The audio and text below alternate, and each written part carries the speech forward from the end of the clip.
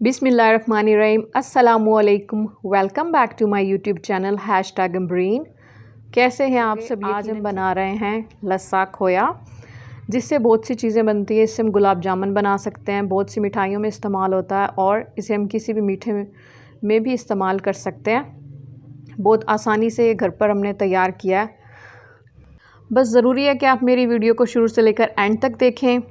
तो फिर देख लेते हैं हमने इसे कैसे तैयार किया। सबसे पहले मैंने ये फुल क्रीम दूध लिया है। ये मैंने भैंस का दूध लिया, आप गाय से भी बना सकते हैं। ये मैंने 2.5 किलो दूध लेकर इसे पैन में रख दिया है। इसको हम सबसे पहले उबालेंगे।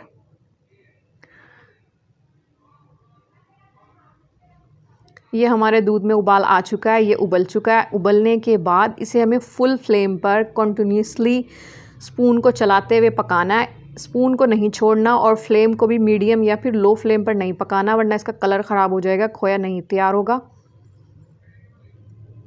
फुल फ्लेम पर मुस्तकिल हमें चमचा चलाते हुए इसे पकाना है और पैन की साइडों को भी क्लीन करते हुए बीच में शामिल करते जाएंगे।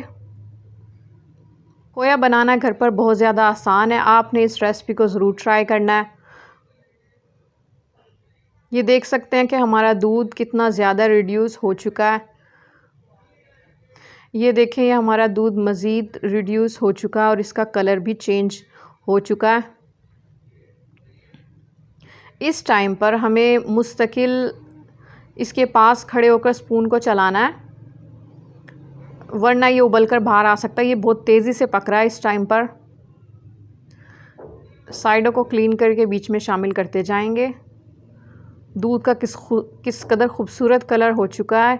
ये हमारा खोया बनने की तरफ है। इसे हम 10 मिनट तक मज़ीद फुल फ्लेम पर पकाएंगे।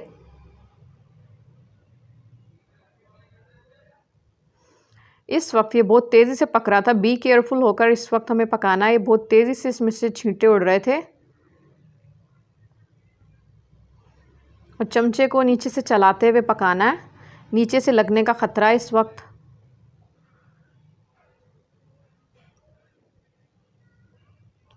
क्योंकि दूध में मौजूद पानी इस वक्त बिल्कुल ड्राई हो चुका है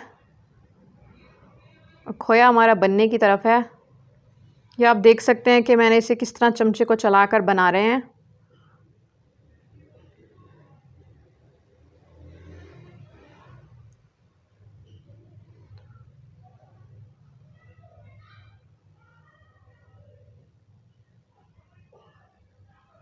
इसमें से इस वक्त बहुत ज़्यादा तेज़ी से छींटे उड़ रहे थे।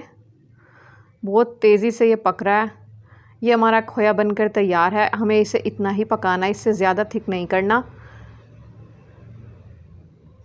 ये रखा रखा भी ठीक हो जाता है। जब ये ठंडा हो जाएगा, इसे हमने एक बर्तन में निकाल लिया। जब ये ठंडा हो जाएगा रूम टेम्परेचर पर, फिर हम इसे एयर टाइट कंटेनर में रखकर फ्रीज़र में इसे 15 से 20 दिन तक इसे रख सकते हैं। कोई भी मिठाई आप इससे बना सकते हैं या फिर किसी मीठे में इस्तेमाल कर सकते हैं। बिल्कुल भी ये ख़राब नहीं होगा। उम्मीद है आपको रेसिपी अच्छी लगी है तो लाइक करें, ज़्यादा से ज़्यादा शेयर करें, मेरे चैनल को सब्सक्राइब करें, बेल आइकन को ज़रूर प्रेस करें और ऑल नोटिफिकेशन को सेलेक्ट कर लें। मिलते हैं नेक्स्ट वीडियो में, तब तक के लिए अल्लाह हाफिज़।